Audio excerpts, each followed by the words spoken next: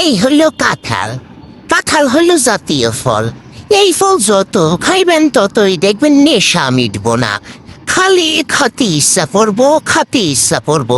কিছু কিছু মানুষ কয় এর গন্ধ নাকি তার নাকি বমি চলে আসে। এরা আসলে কোন দেশের প্রাণী সেটাই আমি বুঝবার পারি না। বেডি যদি বাংলাদেশে বেডা ওকার বেডিও, তোরা যদি বাংলাদেশে জন্মগ্রহণ করিস তাহলে এইটি তো তোকে জাতীয় ফল।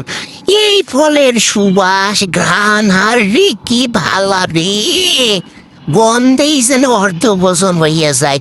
এই ফল মানুষে কেমনে কয় যে এই ফল নাকি বিশ্রী ফল, খাওয়া যায় না, গরুর খাওন।